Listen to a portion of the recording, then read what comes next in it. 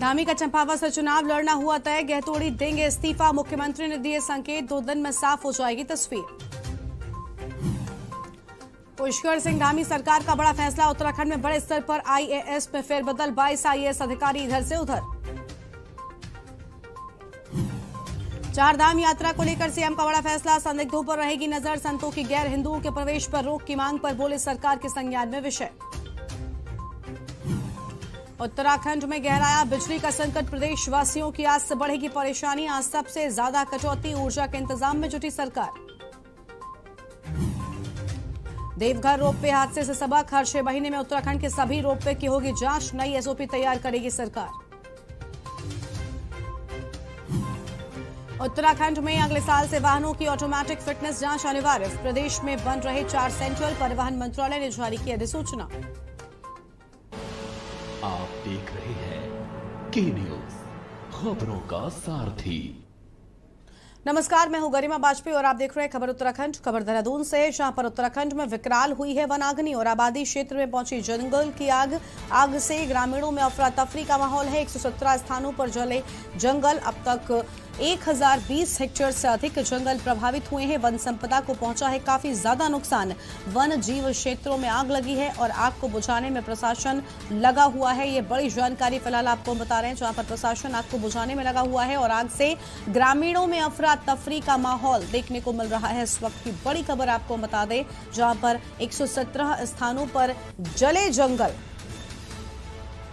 तो फिलहाल ये बड़ी जानकारी सामने आ रही है, इस वक्त की बड़ी खबर। अब तक 1020 हेक्टेयर से अधिक जंगल यहां पर प्रभावित बताए जा रहे हैं। तो फिलहाल ये अहम जानकारी सामने आ रही है, वन संपदा को पहुंचा है काफी नुकसान।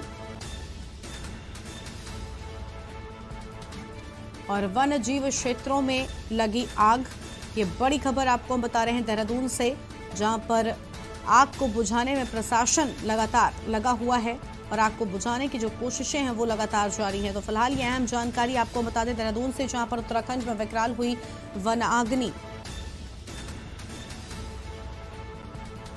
और हमारे साथ में ब्यूरो चीफ राजेश जी जुड़ चुके हैं। राजेश जी, आबादी वाले क्षेत्रों तक बताया जा रहा है कि वनाग्नि जो है वो पहुंच रही है, प्रशासन की ओर से फिलहाल क्या कुछ किया जा रहा है? तो गरिमा, मैं बता दूं कि ये लगभग आग जनी जो पहाड़ों पर चल रही है और इसको लगे हुए कम से 15 से 20 दिन हो गए हैं, लेकिन धीरे धीरे जो पहाड़ों पर लगी आग है ये विकराल रूप जो है वो लेती जा रही है।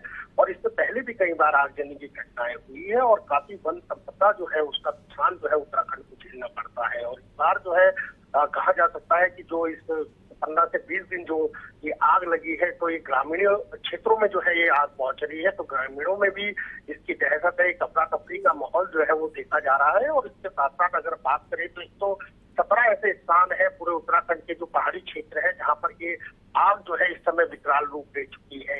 1020 हेक्टेयर से ज्यादा का जो जंगल है वो इस आग से प्रभावित हो चुका है। काफी वन जीवों का भी जो है इसमें नुकसान जो है वो गरिमा हुआ है। तो कहा जा सकता है कि आग जो है अपना विकराल रूप लगातार ले रही है और प्रशासन जो है वो लगातार इसको बुझाने का प्रयास कर रहा है, लेकिन कोई एक सफलता जो है वो अभी तक नहीं पाई है। बहरहाल आग जो है अभी भी वन जंगलों में जो है वो लगातार जारी है और अभी भी कोई ऐसा विकल्प जो है वो निकल करके नहीं आया है।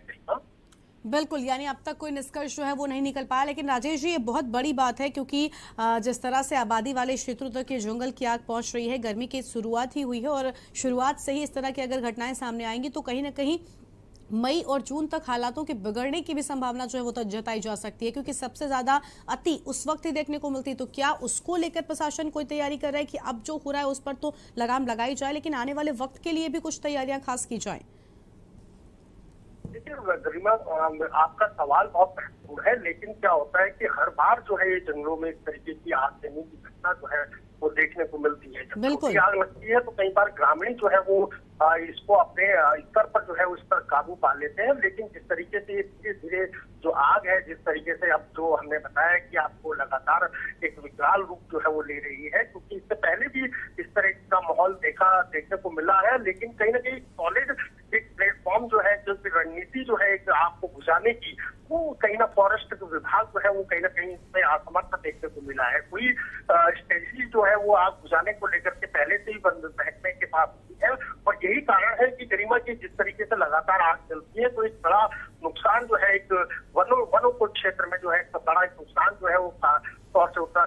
देखने को मिलता है, क्योंकि पहाड़ों पर जो बड़ी संपदा है वो वन है, और वनों से अगर इस तरीके के जो आगजनी जिस तरीके से हो रही है, जैसे मैंने आपको बताया कि 117 स्थान ऐसे हैं जहां पर अभी भी आग जो है वो लगातार जो है वो बढ़ रही है, और कोई भी ऐसा कोई विकल्प अभी तक जो है फॉरेस्ट विभाग या वन विभाग जो है वो नहीं निकाल पाया है कि इस आग पर आखिरकार कैसे काबू पाया जाए। तो कोई एक ऐसा सॉलिड प्लेटफॉर्म जो है वो अभी तक रणनीति जो है वो तैयार नहीं की गई, और यही एक लूज पॉइंट है जिसकी वजह से लगातार जंगलों में जो है आग है वो जल रही है, लगातार रिहायशी इलाकों में आग बढ़ रही है, और लगातार जो वनजीवी है वो जो जंगलों से निकल करके ग्रामीण क्षेत्रों में आ रहे हैं, ये आग का एक बड़ा कारण है, और इसकी वजह से बड़ा नुकसान जो है वो अब तक के उत्तराखंड वन क्षेत्र को हो चुका है।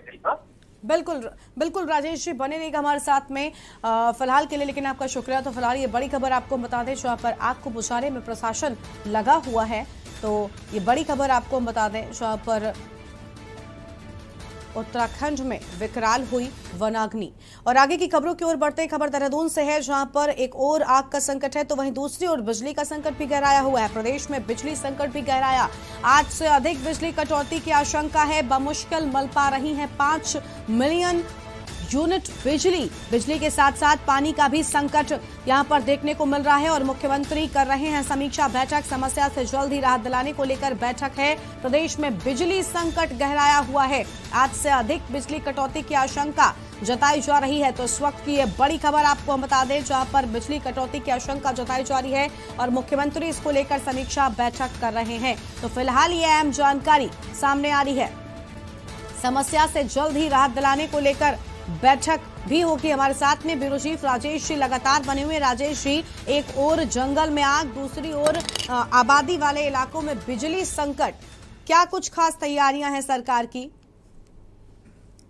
देखिए गरिमा की जैसे जैसे गर्मी का प्रकोप बढ़ रहा है, तो कहीं ना कहीं बिजली के साथ साथ जो है पानी का भी संकट जो है वो बढ़ रहा है। हालांकि इस समय कुछ मुख्यमंत्री जो है इस समय पेयजल विभाग की जो है समीक्षा बैठक कर रहे हैं, और सचिवालय में जो है ये बैठक इस समय चल रही है। और इसके साथ साथ जैसे बिजली की बात करें तो बिजली लगातार जो है कटौती जो है वो प्रदेश के तमाम जो जिले हैं उसमें की जा रही है, क्योंकि संकट जो है आगे अभी बल्कि गर्मी ने जो है प्रचंड रूप नहीं लिया है, लेकिन जिस तरीके से गर्मी पहाड़ों पर बढ़ती जा रही है तो बिजली संकट भी गहराता जा रहा है। और पहाड़ों पर खासतौर से जो है पानी के पीने के पानी की जो समस्या है वो भी बढ़ रही है। और अभी तक की बात करें तो बिजली में अभी उमवन जो है 5 मिलियन यूनिट जो है वो मिलती थी, और अभी माफ कीजिएगा 15 मिलियन यूनिट जो है वो अभी तक मिलती थी, लेकिन उसको में भी कटौती करते हुए 5 मिलियन यूनिट जो है बिजली इस बार जो है वो मिल रही है। कहा जा सकता है कि संकट जो है जरूर गहरा रहा है, और बिजली की समस्या के चलते जो है कई ऐसे काम है जिनका व्यापार जिनका बिजली से ही चलता है, तो कहा जा सकता है कि बड़ी समस्या जो है वो खासतौर से आम जनता के बीच में जो है बिजली और पानी की समस्या को लेकर के बड़ी मुश्किल जो है वो बढ़ रही है। हालांकि समीक्षा बैठक चल रही है, अब कुछ निर्णायक निर्णय जो है वो हम ही निकाल पाए, और जो बिजली और पानी का जो संकट गहरा रहा है प्रदेश के अंदर उस पर जल्द ही कुछ काबू पा जाए, तो ये तो अभी फिलहाल देखकर बिल्कुल, यानी पूरी कोशिश जो है वो सरकार की ओर से लगातार जारी है कि जल्द से जल्द इस संकट को मिटाया जा सके। राजेश जी बने रहिएगा हमारे साथ में, आगे भी आपसे अपडेट लेंगे। तो ये बड़ी खबर आपको बता दें, जहां एक और जंगल में आग ने लोगों को परेशान कर रखा है, तो वहीं दूसरी ओर आबादी वाले इलाकों में बिजली की कटौती से अब लोग परेशान नजर आ रहे हैं, यानी बिजली संकट भी प्रदेश में गहराया हुआ है। तो ये बड़ी खबर आपको हम बता दें, यानी प्रदेश में ये बड़ी समस्याएं जो हैं वो सामने आई हुई हैं। तो एक तरफ आग और बिजली से लोग परेशान, तो वहीं दूसरी ओर अब बारिश यानी कि मौसम का भी येलो अलर्ट जारी हो गया है। देहरादून से बड़ी खबर आपको बता दें, मौसम का येलो अलर्ट जारी हुआ है। आज बारिश के भी आसार जताए जा रहे हैं। 30 से 40 किलोमीटर प्रति घंटे तक चलेंगी तेज हवाएं। पश्चिमी विक्षोभ के चलते बदला रहेगा मौसम, और मैदान से लेकर पहाड़ तक मौसम में आएगा बदलाव। मौसम का येलो अलर्ट जारी, आज बारिश के भी आसार हैं। 30 से 40 किलोमीटर प्रति घंटे चलेंगी तेज हवाएं, तो 30 से 40 किलोमीटर तक तेज हवाएं चलने की बात कही जा रही है। ये बड़ी खबर आपको हम बता दें, जहां पर उत्तराखंड में मौसम विभाग की ओर से येलो अलर्ट जारी कर दिया गया है। मैदान से लेकर पहाड़ तक मौसम बदला हुआ सा नजर आएगा। हमारे साथ में ब्यूरो चीफ राजेश जी लगातार बने हुए। राजेश जी, मौसम का भी येलो अलर्ट, यानी प्रदेश पर एक साथ कई सारी समस्याएं। बिल्कुल गरिमा, देखिए पहले बिजली की बात कर रहे थे, फिर पानी की बात कर रहे थे, और वन संपदा जिस तरीके से पहाड़ों पर जलकर राख हो रही है, हमने उसकी भी चर्चा करी। और इस समय एक बड़ी ब्रेकिंग जो है वो यहाँ उत्तराखंड मौसम विभाग की तरफ से जारी की गई है, जिसमें अलर्ट जारी किया गया है। येलो अलर्ट है ये, और येलो अलर्ट का मतलब कि 30 से लेकर 40 किलोमीटर प्रति घंटे की रफ्तार से जो है तेज हवाओं की आशंका इस बार मौसम विभाग ने जताई है। और इसके साथ साथ जो पर्वतीय क्षेत्र है वहां पर बारिश, और मैदानी क्षेत्रों में भी लू के साथ बारिश और आंधी तूफान की संभावना एक बार दोबारा जो है वो मौसम विभाग ने जताई है। तो कहा जा सकता है कि वैसे ही संकट जो है वो प्रदेश के अंदर है, बिजली पानी से लेकर आगजनी की समस्या है। हो सकता है कि शायद अगर ये बारिश थोड़ा सा ढंग से होती है तो पहाड़ों पर एक राहत जो है वो, जो आग जली है पहाड़ों पर, उस पर एक राहत तो जरूर मिल सकती है। लेकिन फिलहाल जो है मौसम गर्म है, सर्द गर्म है, और इस समय जो है येलो अलर्ट जारी है। और मौसम विभाग ने चेतावनी जताई है कि पूरी जो है प्रिकॉशन बरत करके जो है पहाड़ों पर निकले या अपने घरों से निकले। तो कहा जा सकता है कि बारिश की एक बार आशंका जरूर मौसम विभाग ने जताई है। अब इससे कितनी राहत मिलेगी ये बहरहाल गरिमा देखना होगा, लेकिन मौसम विभाग का येलो अलर्ट जारी है। बिल्कुल, बहुत शुक्रिया आपका राजेश, हमारे साथ जुड़ने के लिए। अधिक अपडेट हमारे दर्शकों तक पहुंचाने के लिए। तो फिलहाल ये बड़ी जानकारी आपको बता दें, जहां पर 30 से 40 किलोमीटर प्रति घंटे की रफ्तार से तेज बारिश की संभावना मौसम विभाग ने जताई है। और ये अहम जानकारी, पश्चिमी विक्षोभ के चलते बदलेगा मौसम, और मौसम विभाग की ओर से येलो अलर्ट जारी कर दिया गया है।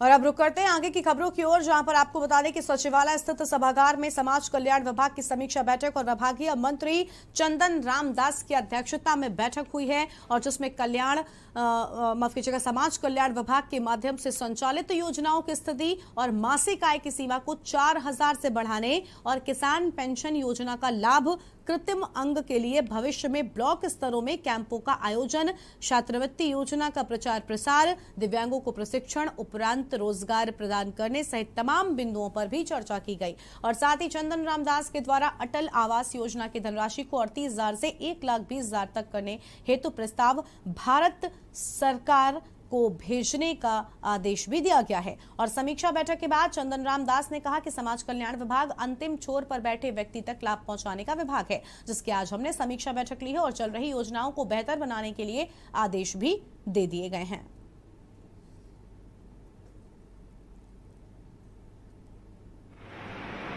समाज कल्याण विभाग प्रदेश का सबसे महत्वपूर्ण और अंतिम छोर पर बैठे हुए व्यक्ति की सेवा करने वाला विभाग है। और मैंने आज समाज कल्याण विभाग की सचिवालय में समीक्षा बैठक करी है, जिसमें समाज कल्याण की सभी योजनाओं का, एससीपी, टीएसपी सभी योजनाओं का, और जो हमारे आउटगोइंग जो योजनाएं हैं जनजाति कल्याण, अनुसूचित जाति कल्याण की योजनाओं का भी मैंने आज समीक्षा की है। बहुत से निर्देश जारी किए हैं, और जो हमारा 100 दिन का जो संकल्प पत्र है उस पर भी समीक्षा की है। बहुत से नई योजनाएं लॉन्च करने की बात हो रही है। पुरानी योजनाओं को, जो पुराने ढर्रे पर चल रही हैं, उन योजनाओं का निरीक्षण करके, उनका पुनर्मूल्यांकन करके नए ढंग से आज करने की अभी हमने निर्णय लिया है। माननीय मुख्यमंत्री जी ने जो वृद्धावस्था पेंशन, विकलांग पेंशन और ये पेंशन थी, उसकी धनराशि 1,500 रुपया करने की घोषणा की थी। और निजी दौरे पर पर्यटन नगरी मसूरी पहुंचे कैबिनेट मंत्री सौरभ बहुगुणा ने पत्रकारों से बातचीत में कहा है कि प्रदेश में चीनी मिलों को अति आधुनिक बनाया जाएगा। उन्होंने कहा कि पहाड़ पर पशुपालन के लिए योजनाएं संचालित की जा रही हैं, और पूर्व में भी भाजपा सरकार द्वारा योजनाओं का क्रियान्वयन किया गया है। उन्होंने कहा कि पहाड़ पर पलायन रोकने के लिए सरकार लगातार कार्य कर रही है, और कई योजनाएं भी संचालित की जा रही हैं। उन्होंने कहा कि युवाओं को रोजगार देने के लिए सरकार लगातार काम कर रही है, और मत्स्य पालन के क्षेत्र में भी 6 जिलों में कार्य किया जा रहा है, और पूर्व में भी भाजपा की सरकार ने बेहतरीन कार्य किया। उन्होंने कहा कि चीनी मिलों में अत्याधुनिक मशीनें लगाने को लेकर भी काम किया जा रहा है। उन्होंने गन्ना किसानों के भुगतान को लेकर कहा कि सरकार द्वारा समय पर कहा कि मत्स्य पालन के क्षेत्र में उत्तराखंड बेहतरीन काम कर रहा है, और यहां से बड़ी मात्रा में मत्स्य निर्मात किया जा रहा है। आने वाले समय में सरकार की ओर से मत्स्य पालन का पशुपालन युवा कौशल के साथ ही उत्पादन के क्षेत्र में उत्तराखंड बेहतरीन काम करेगा। सरकारी चीनी मिलें हैं, उनको हम कहीं ना कहीं थोड़ा सा सपोर्ट कर सकें और उनको मॉडर्नाइजेशन की ओर ले जा सकें। देखिए, जो रिकवरी है, सरकार का लॉस तभी होगा जब आप रिकवरी नहीं कर सकते। प्राइवेट चीनी मिल जहाँ पे 12.5% की रिकवरी कर रहे हैं, हम वहाँ पे लगभग 8.5, 9, 9.5, 10% के आसपास रिकवरी है। कुछ चीनी मिल 10% तक पहुँच गए हैं, कुछ में हम 8.5, 9% तक ही सीमित हैं। तो वो हमारी प्राथमिकता है कि मॉडर्नाइजेशन की ओर चीनी मिलों को ले जाएँ। ये कहना कि आज की चीनी मिल में जो विभाग के गन्ना किसान हैं वो बहुत ही त्रस्त हैं, ये गलत इसलिए कहेंगे। इस बार भी हमारा 500 करोड़ की देनदारी थी, उसमें से लगभग 225 करोड़ रुपये हम देनदारी चुका चुके हैं। 50 करोड़ की देनदारी हम अगले 5-7 दिन में चुकाने जा रहे हैं।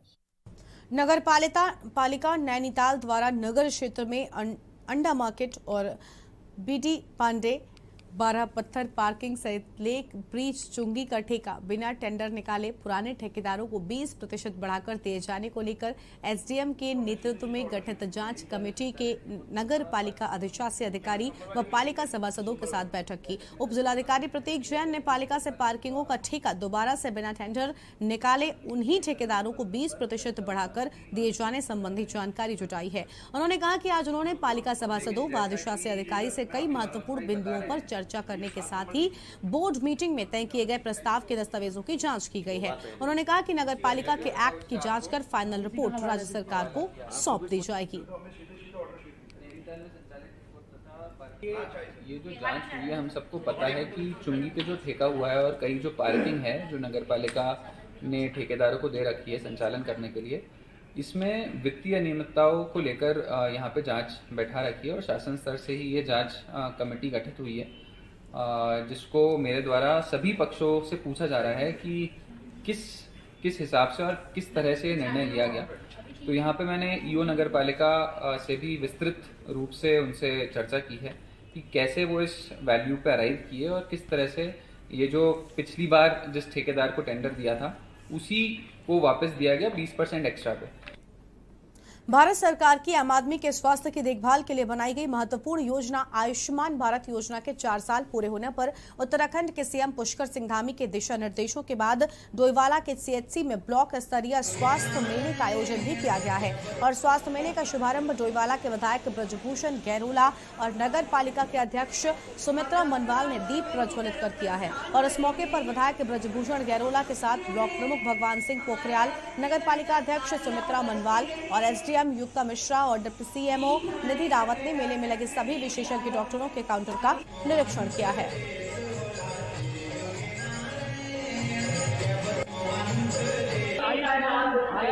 योजना के 4 साल पूरे हो गए हैं।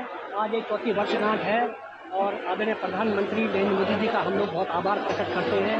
उन्होंने इतनी महत्वपूर्ण योजना हम सब देशवासियों को दी है। जो गरीब परिवारों के जो लोग हैं आज 5 लाख रुपए का तक इलाज जो है अपना खर्च करते हैं, निःशुल्क कर सकते हैं। और साथ ही हमारी राज्य सरकार ने तत्कालीन मुख्यमंत्री आयुष्मान योजना का भी शुरू किया था और यहाँ पर उत्तराखंड के सभी परिवारों को 40 लाख परिवार है आयुष्मान योजना का लाभ ले रहे हैं। और देहरादून आपको लेकर चलते हैं, जहां पर बिजली संकट को लेकर अधिकारियों के साथ में मुख्यमंत्री धामी बैठक कर रहे हैं और क्या कुछ कह रहे सुनाते हैं।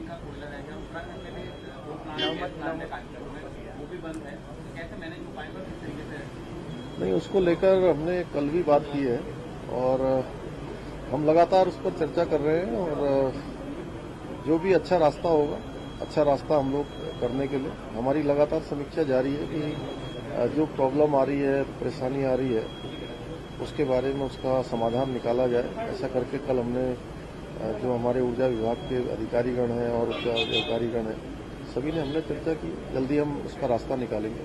सीएम साहब चल रहा है, मंत्री नहीं है, अधिकारी छुट्टी पर है, हर बार यही स्थिति आती है। नहीं, कल उस पर भी हमने चर्चा करी है और उसके लिए भी जो है जो जरूरी इंतजाम है वो किए जा रहे हैं। किस तरह से जो आग लग रही है उस आग को कम करने के लिए, उसको बुझाने के लिए। सर, एक आपने कल जीओ की जारी की है कि जो धार्मिक आयोजन होंगे या उसके लिए अलग से परमिशन होगी, अलग ये व्यवस्था पहले थी, इसमें नयापन क्या होगा? नहीं, हमने ये कहा है कि चूंकि उत्तराखंड हमारा एक संस्कृति का, धर्म का, अध्यात्म का केंद्र है, तो यहाँ पर व्यवस्था, शांति व्यवस्था बनी रहनी चाहिए, यहाँ की कानून व्यवस्था बनी रहनी चाहिए। उसके लिए जो भी अगर जरूरी ड्राइव चलाने की आवश्यकता है तो उस ड्राइव को हम चलाएंगे। सीएम साहब, अप्रैल के महीने में जिस तरह से गर्मी बढ़ रही है, उन्होंने चिंता जाहिर की है ग्लेशियर के पिघलने की। सरकार ने क्या इसको लेके कोई अध्ययन करा रही है या कोई रिपोर्ट लिया है अभी तक? देखिए, हमारा प्रदेश जो है बहुत ही विभिन्न कठिन भौगोलिक परिस्थिति का प्रदेश है और प्रत्येक वर्ष हमें किसी न किसी आपदा का, किसी न किसी इस प्रकार की जो चीजें होती हैं, ओलावृष्टि है, अतिवृष्टि है या ग्लेशियर से संबंधित चीजें हैं या भूस्खलन है, इन सभी का हमें सामना करना पड़ता है। उसको लेकर हम लगातार काम कर रहे हैं। पिछले वर्ष भी जब 17 और 18 अक्टूबर को जो आपदा आई थी, अतिवृष्टि हुई थी, उसकी हमें पहले से सूचना मिल गई थी। उसका ये लाभ हुआ कि पूरे प्रदेश के अंदर उस दिन हमारे यहाँ 1 लाख से भी अधिक पर्यटक श्रद्धालु यहाँ पर थे और एक भी हताहत नहीं हुआ था। उसको लेकर अभी हम जल्दी और भी हमारा जो एक अनुसंधान केंद्र है, हम अनुसंधान केंद्र बनाने की ओर भी आगे बढ़ रहे हैं। उसमें हम भारत सरकार से भी हमने अनुरोध किया है और जल्दी से जल्दी उस पर काम होगा। और जो ग्लेशियर से संबंधित आपने चिंता व्यक्त की है, उस पर भी हमारे लोग जो है काम कर रहे हैं। चारधाम यात्रा शुरू होने जा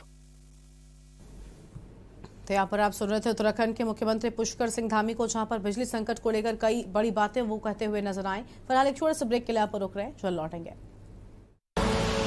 आप देख रहे हैं के न्यूज, खबरों का सारथी। खुदी को आजमाया है तो ये अंदाज आया है, खुदी को आजमाया है तो ये अंदाज आया है। तुम में भी मैं हूं, शुद्ध प्लस पान मसाला।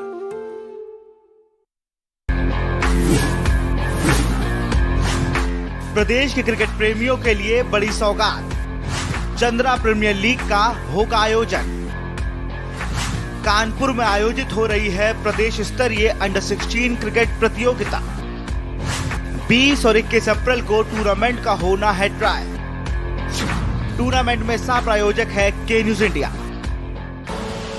आप देख रहे हैं के न्यूज, खबरों का सारथी। ब्रेक के बाद आप सभी का स्वागत है।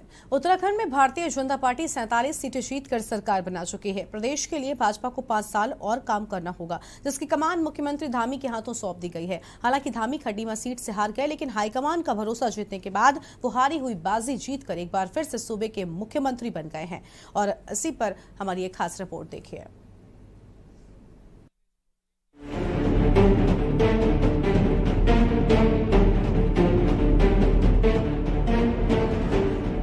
बीजेपी ने विधानसभा चुनाव 2022 में उत्तराखंड की कुल 70 में से 47 सीटें जीती, लेकिन धामी अपनी सिटिंग सीट खटीमा से चुनाव हार गए।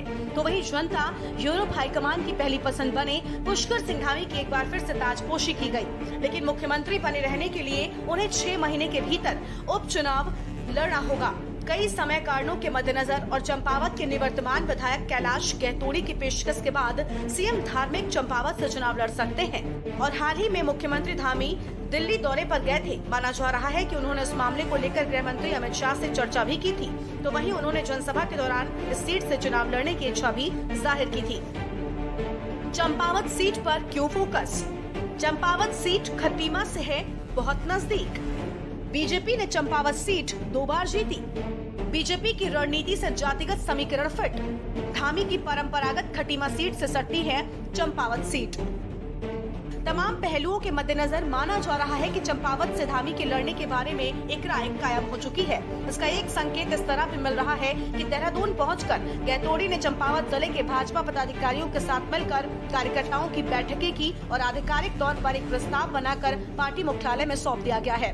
बताया जा रहा है कि इस प्रस्ताव में गहतोड़ी ने सीट छोड़ने की पेशकश औपचारिक तौर पर की है। अब प्रक्रिया के मुताबिक गहतोड़ी विधानसभा से इस्तीफा देंगे, तब धामी के चंपावत से उपचुनाव लड़ने का रास्ता साफ हो जाएगा। चंपावत के बनबसा और टनकपुर क्षेत्र में मूल रूप से पिथौरागढ़ जनपद के रहने वाले मतदाताओं की संख्या भी यहाँ काफी है। खटीमा सीट से सटी हुई होने के कारण सीएम धामी के लिए ये सीट काफी फायदेमंद मानी जा रही है और भारतीय जनता पार्टी मुख्यमंत्री धामी के चुनाव लड़ने की तैयारी भी कर रही है। तो वहीं दूसरी तरफ ये भी कहा जा रहा है कि भाजपा हाईकमान प्रदेश नेतृत्व में भी बदलाव कर सकता है। सूत्रों का कहना है कि भाजपा प्रदेश अध्यक्ष मदन कौशिक से नाराजगी के चलते ये कदम भाजपा उठा सकती है। बड़ी सिर्फ फुटबॉल है।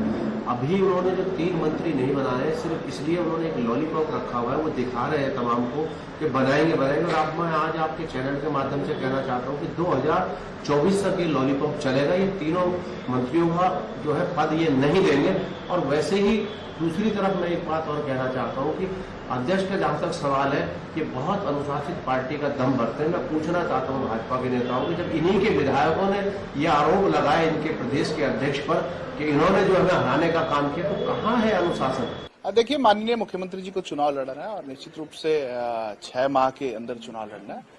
जहां से भी माननीय मुख्यमंत्री जी कहेंगे, जिस भी सीट से माननीय मुख्यमंत्री जी अपनी इच्छा प्रकट करेंगे, आपने देखा होगा तमाम लोग उनके लिए सीट छोड़ने के लिए तैयार है। जहां से भी मुख्यमंत्री जी कहेंगे संगठन को बता देंगे। संगठन और सरकार मिलकर के इस चुनाव को लड़ेगी। निश्चित रूप से बड़ी जीत के साथ मुख्यमंत्री पुष्कर सिंह धामी जी चुनाव जीत करके आएंगे और शीघ्र ही जल्दी ही इसमें फैसला होगा। कुल मिलाकर एक तरफ कांग्रेस नए प्रदेश अध्यक्ष और नेता प्रतिपक्ष बनाने के साथ मजबूत विपक्ष बनकर सरकार को देने को तैयार है, तो वहीं दूसरी ओर भाजपा को भी जल्द मुख्यमंत्री धामी को चुनाव लड़ाना होगा। तो वहीं देखना ये होगा कि मुख्यमंत्री धामी चंपावत सीट से चुनाव लड़ते हैं तो क्या परिणाम होता है और क्या वाकई भाजपा नेतृत्व में परिवर्तन करते हुए प्रदेश अध्यक्ष को बदलेगी और मदन कौशिक को क्या कैबिनेट में शामिल करेगी। देहरादून से के न्यूज इंडिया के लिए हिना आजमी की रिपोर्ट। और फिलहाल इस बुलेटिन में इतना ही। आप देखते रहिए के न्यूज इंडिया। नमस्कार।